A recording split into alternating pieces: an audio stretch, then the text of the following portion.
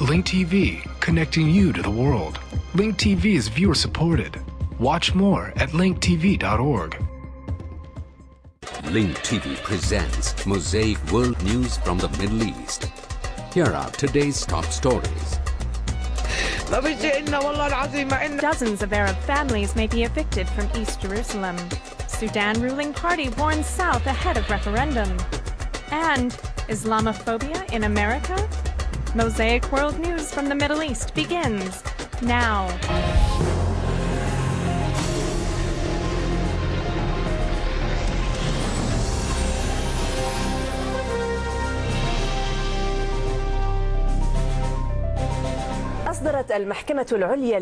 Israel's High Court has issued a ruling allowing the occupation authorities to evict dozens of citizens from their homes in the occupied Jerusalem suburb of Sheikh Jarrah. Meanwhile, U.S. Middle East peace envoy George Mitchell arrived to Israel in a new attempt to salvage the Israeli-Palestinian negotiations, which could collapse due to Israel's refusal to stop settlement construction. Ilyas Karram has the details from West Jerusalem. Special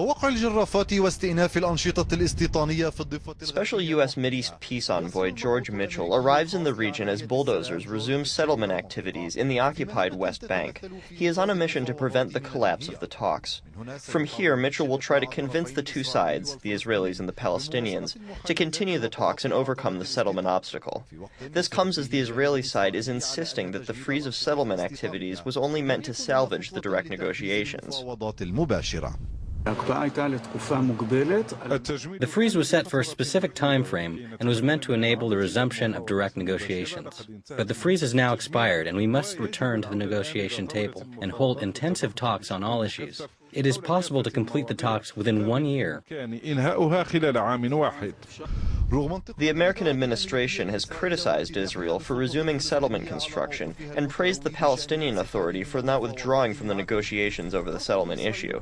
Israel refuses to comply with the American president's request to extend the settlement freeze, while the Palestinian Authority has thrown the ball into the Arab League's court. The Israeli position and the true nature of this issue is clear to Palestinians. The Palestinian leadership is looking into the situation, examining all of its facets, and will make the appropriate decision in the interest of the Palestinian people.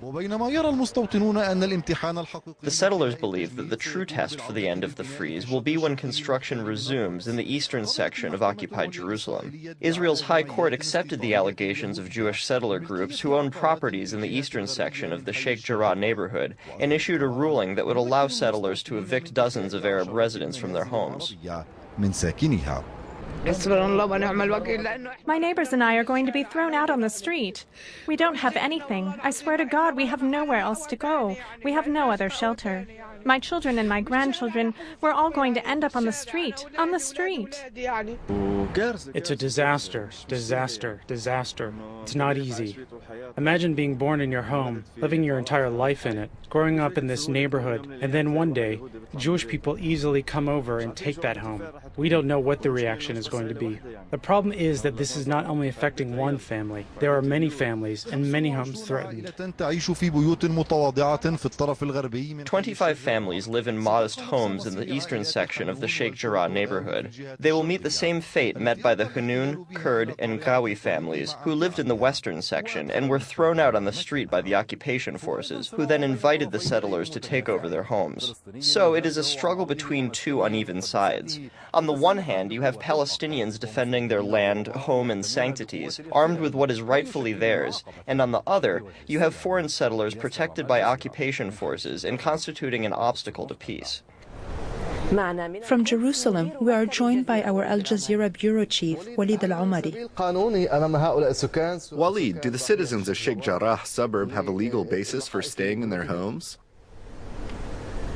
لم يعد هناك سبيل قانوني لأنهم هم أصلا توجهوا إلى المحكمة الإسرائيلية. They no longer have a legal basis because they presented their case to the Israeli court, the Israeli Supreme Court, for an appeal. After the Jerusalem District Court issued a ruling in 2006 rejecting the suit, they presented it in 1997 over their ownership rights in this area. In return, the settlers presented allegations and documents in which they claimed that the land belongs to them and was bought by Jews at the end of the Ottoman era in the 19th century. In addition, they claim that when the region was transferred to Jordanian rule in 1948, that the land fell under their control, and in turn the Palestinians, who were forced to migrate, lived in the area and built homes after a few years that eventually became theirs. So when a citizen living under occupation presents a case to the Occupation Authority's court, this implies that the issue is up for legal debate. As usual, the court reviewed the settlers' documents and evidence. The Israeli Supreme Court is the highest legal body in Israel. For this reason, it effectively cut off their claim. It might have been the wrong decision to present a suit to such a court over such an issue, because when a ruling is issued, it becomes legal, at least from the perspective of those who believe in the credibility of the legal proceedings.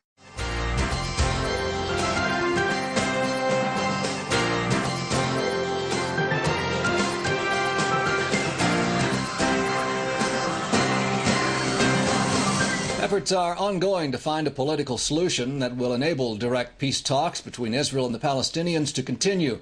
Prime Minister Benjamin Netanyahu issued a statement calling on Palestinian President Mahmoud Abbas to continue what he described as good and honest talks in order to reach an historic peace agreement between our two peoples within a year. Netanyahu also said that Israel has made huge concessions to the Palestinians that have improved the quality of life in both Gaza and the West Bank. Prime Minister Netanyahu called upon President Abbas to continue with these talks because ultimately only through ongoing, serious, direct talks can we build a better future for Israelis and Palestinians. By not extending the construction freeze, Prime Minister Netanyahu effectively rejected U.S. President Barack Obama's demand that he do so. Top White House officials say they remain hopeful that peace talks will continue despite the expiration of the settlement freeze. The parties are still working. They're still talking. Secretary Clinton and her team are working with them. We're very eager to keep these talks going. We think this is an unparalleled opportunity and a rare one, and we have to seize the advantage of that. And we are going to urge and push throughout this day to get some kind of resolution. The moratorium of building in Jewish communities of Judea and Samaria is over, and building has begun. So where does that now leave the peace process? Joining us to discuss the matter is Ambassador Yoram Ettinger. Thank you so much for coming in. Thank you. So Netanyahu did not buckle to Obama and world demands to continue the freeze. Where are we at now? Well, we are at a junction where we have to decide. Do we or don't we comply with agreements? If the U.S. wants Israel to continue the moratorium, which means not to comply with agreement, how can we trust the next agreement which will be concluded with the US or with the PLO? The agreement specified 10-month freeze, and therefore no one has the legal or the moral right to pressure for an extension. Beyond that, Israel's compliance with the agreement also means enhancement of Israel's own credibility in the negotiation, to impress upon adversaries that red lines are red lines rather than pink lines, and most importantly, sticking by agreements, enhancing our posture of deterrence is paramount, is a prerequisite for Israel's national security, Israel's posture of strategic cooperation with the US in Washington, and also a prerequisite for any chance, as slim as it is, to achieve peace with the Arabs. Prime Minister Netanyahu is trying to play down the startup of building again. Meanwhile, Defense Minister Ehud Barak is the one who actually has to sign off on these building startups, and he recommended a complete freeze on the not renewing the building. Can we expect, since it ultimately winds up in Barak's hands, that we're going to see things move along rather slowly? Well, under the Israeli system, the Prime Minister is the person who says the buck stops here. Other cabinet members may voice their opinion, but then the cabinet as a whole makes a decision and the Prime Minister carries out that decision. I hope that Prime Minister Netanyahu has learned from his past mistakes and would refrain from repeating them. No one believed that he would agree to a complete freeze in Judea and Samaria, and he did, which did not bring us closer to peace. It only radicalized Palestinian expectations. No one believed that he would agree to expand the freeze to Jerusalem, which further intensified Palestinian radicalism and laid the groundwork for further terrorism.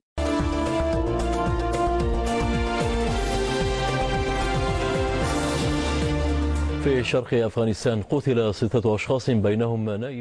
people were killed in a suicide attack in eastern Afghanistan, including the lieutenant governor of the Ghazni province.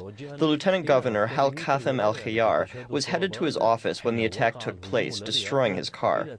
Ghazni province has been witnessing strikes. The police have not determined whether the attack was carried out by a suicide bomber on foot or driving a booby-trapped vehicle. High-ranking leaders of the Taliban tried to negotiate with the Afghan government. This was confirmed by the commander of NATO troops in Afghanistan, U.S. General David Petraeus. Petraeus told the New York Times that leaders high in the Taliban succeeded in contacting the highest level in the Afghan government. He said that the Taliban leaders are trying to discuss the possibility of ending the Afghan conflicts. He added that the conditions President Karzai laid down to the Taliban were very clear and proposed in an extremely appropriate way, and that the U.S. supports them. In an enthusiastic speech, Afghan President Hamid Karzai urged his people to hurry up and end the violence that has been storming the country for years. He expressed his fear that the continuation of violence will push young people in Afghanistan to leave their country.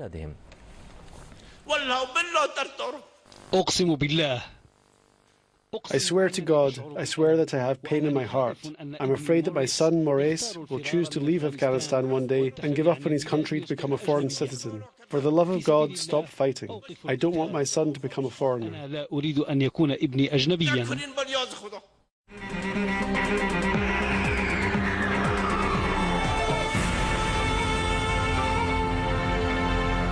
The ruling Sudan National Congress Party has threatened to reject the results of the referendum unless the Sudan People's Liberation Movement, or SPLM, withdraws its troops from the border regions between the north and south and allows supporters of unity to campaign freely.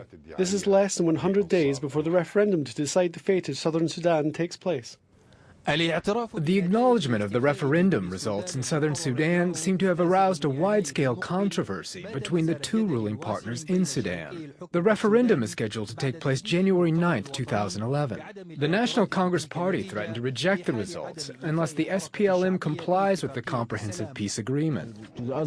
We will submit a complaint to the United States, the United Nations, and the European Union. If the other side does not comply with the peace agreement, then we may not recognize the results of the referendum. The SNCP Secretary of Political Mobilization demanded the Sudan People's Liberation Army follow the protocols of the security arrangement. He also criticized the international community for failing to fulfill its promises to financially support the peace agreement.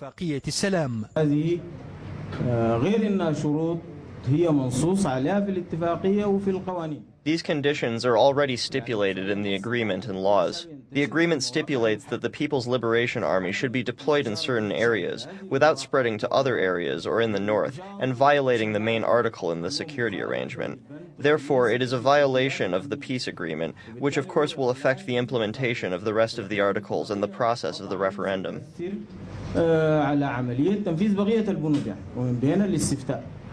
The SPLM denied that it is not complying with the peace agreement, saying that the NCP's accusation is an attempt to cover its continuous failures to commit to the agreement.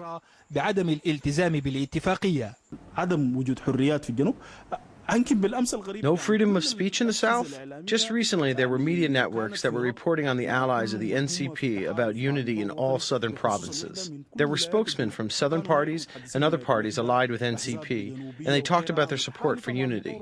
They have many activities now in southern Sudan. If there's no freedom of speech, then how can these people in the South talk about unity?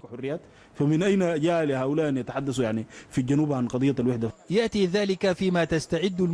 This came while the National Commission for the Referendum in southern Sudan is preparing to start its work after the Sudanese government agreed to grant a budget for the referendum and an agenda on its details. This controversy arose between the two ruling partners amid international concerns that the process of referendum will not end or tension may break out after its results are announced. Despite the promises from both sides, these skirmishes are taking place and renewing fears. Isamuddin Al-Abbas, Al Arabiya, Khartoum. Hi, I'm Jamal Dajani, producer of Mosaic. You come to Mosaic for the latest reports from the Middle East. And now you can be part of a movement that keeps Mosaic on the air.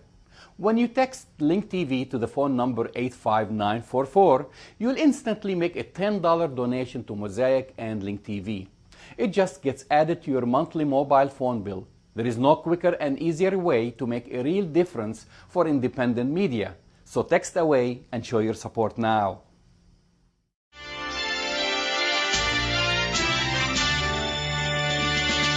تواصلت أعمال العنف في أنحاء متفرقة من العراق واستهدف معظمها. A series of violent acts has been reported across various parts of Iraq, mainly targeting members of the Iraqi police and military forces, as well as government officials.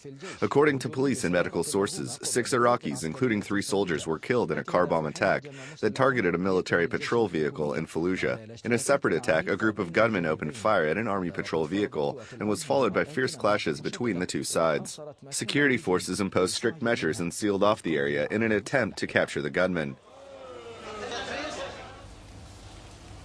The Fallujah massacre, which was committed by members of the government and the occupation forces, is still casting its shadow on the lives of the victims' relatives, who painfully recounted the details of this heinous massacre.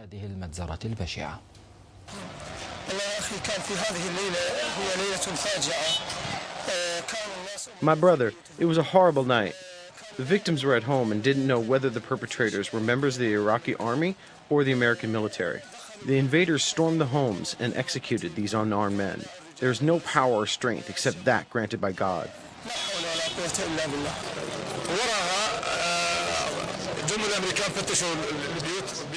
The Americans searched the homes one by one. An elderly woman who was born in 1902 was mauled by one of their dogs. After being mauled by the dog, they shot her once. She is now being treated at the hospital. We were not allowed to see the victims. You saw them and took pictures of them. They were shot in the head, execution style.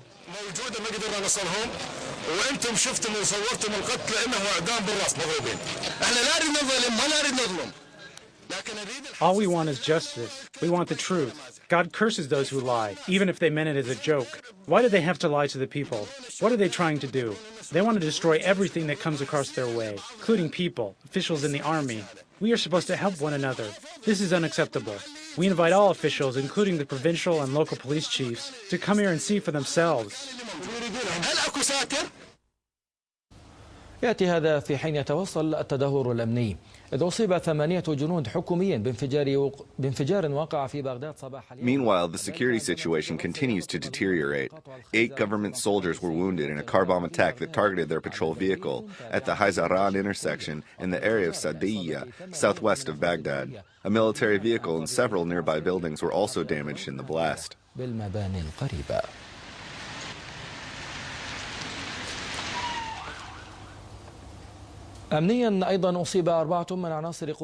Also at the security level, 4 members of the Sahwa forces were wounded in a car bomb attack south of Tikrit, the capital of Salahuddin province. Meanwhile, 2 Iraqi civilians were wounded in a bombing that targeted a police patrol vehicle in the Amel neighborhood, southwest of the Iraqi capital. 2 mortar shells were fired at the Green Zone in central Baghdad. Information on casualties and the material damages were not immediately made available. 2 people were wounded in a bombing that targeted a cargo train northwest of Mosul, the capital of Nineveh province. Furthermore, 3 children were killed or wounded in a blast in western Mosul. Also in western Mosul, a police officer was killed in a bomb attack on his patrol vehicle in the area of Zinjilia.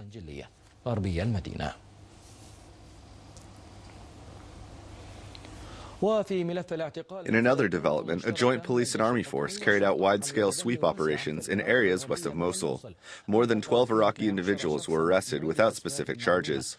A special security force arrested 4 individuals, including a woman, in 2 separate security operations in the areas of Maqtadiyya and Halakian in Diyala province. In addition, a special provincial police force arrested an Iraqi man at Al-Hawija checkpoint in Tamim province.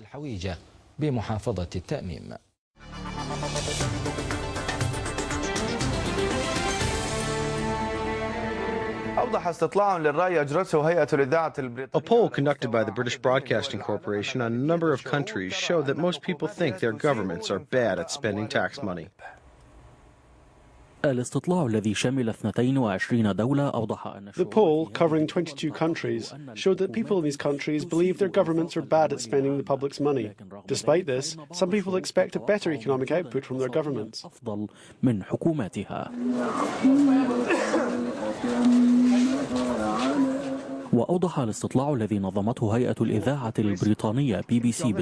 survey was organised by the British Broadcasting Corporation with cooperation from Globescan, and it interviewed more than 22,000 people. The results showed that people in all of the countries polled agreed that their government spends part of the public's tax money on things that do not bring any benefit to the citizens.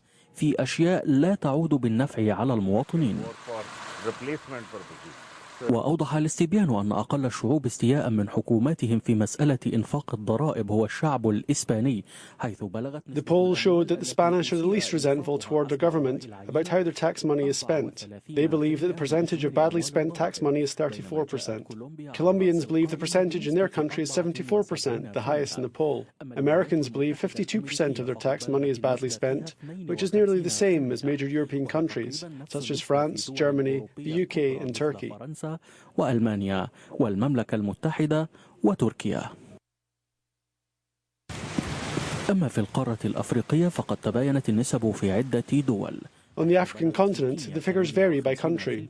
In Kenya, people believe 58% of their tax money is badly spent. In Nigeria, 46%.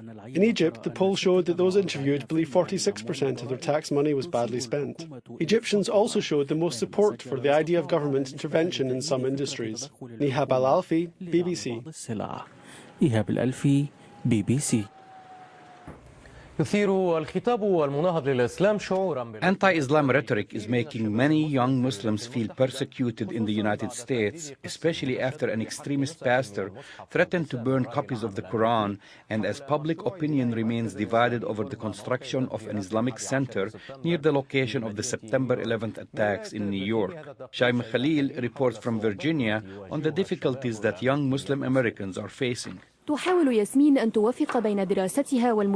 Yasmin is trying to balance her studies and help out with the housework. Yasmin is a U.S.-born Bangladeshi who identifies herself as an American, but she says that many American people do not acknowledge that identity.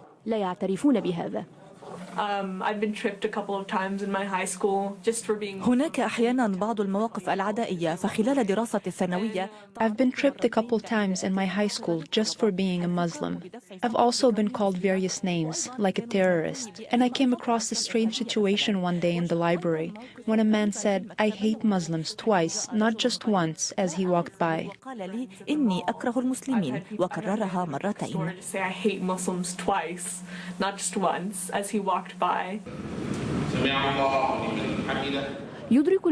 Officials in the Northern Virginia mosque that Yasmin attends are aware of the hostilities that Muslims are facing here. For this reason, they organized gatherings in which people of different faiths are invited to learn about the true nature of Islam. I think this is the most difficult time. I think this is the most difficult time for Muslims in the United States, especially for the young people, because they are subjected to large pressures from society. In the worst cases, though they are rare, they feel that American society rejects them, which makes them resent this country. This is what happened in this small Virginia town. U.S. police authorities stated that the case of the Virginia Five, as they refer to it, has become one of the reasons that led Americans to worry about religious extremism in the U.S. No one expected this quiet neighborhood in Alexandria City to turn into a symbol of the tension between local Muslim communities and the rest of the American society. 5 residents were arrested in Pakistan over links to terrorist operations. The families of the detainees accuse the U.S. authorities of not taking any measures to aid the release of their children, even though they are U.S. citizens. This is not the only case. These young people are often influenced by the Islamist jihadist websites online. Some believe that these websites are responsible for the growth of religious extremism among young Muslim Americans. But how does the U.S. government deal with this phenomenon? The key to that is reaching out to communities. The key to that is reaching out to Muslim communities in the U.S. and emphasizing to them that the government and security institutions work for their safety, and we serve their needs just as we do for all Americans. It's a crucial moment So far, these efforts have had no mentionable effect. According to Yasmin, the Muslims here endure daily harassment. It's definitely more difficult. It's definitely more difficult. All eyes are on us, or more specifically, those of us who are more conservative. Naturally, life here is harder. Due to the currently growing anti-Islamic rhetoric, Yasmin and other young Muslims have to cope with a society that doubts their identity. Shaima Halil, BBC. The views expressed on Mosaic are from contributing broadcasters, not Link TV or its sponsors. The production of Mosaic is made possible from support of viewers like you. Thank you. Watch Mosaic World News online. Stay up to date with breaking news. Read our blog. Get transcripts of past shows and more at linktv.org/mosaic.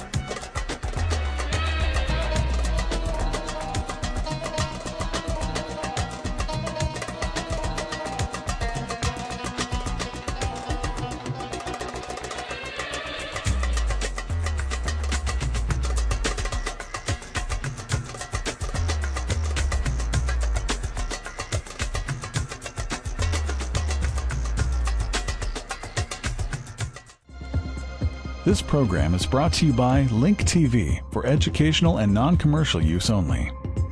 Link TV is the only U.S. network dedicated to global and national news, uncompromising documentaries, and diverse cultural programs which connect you to the world.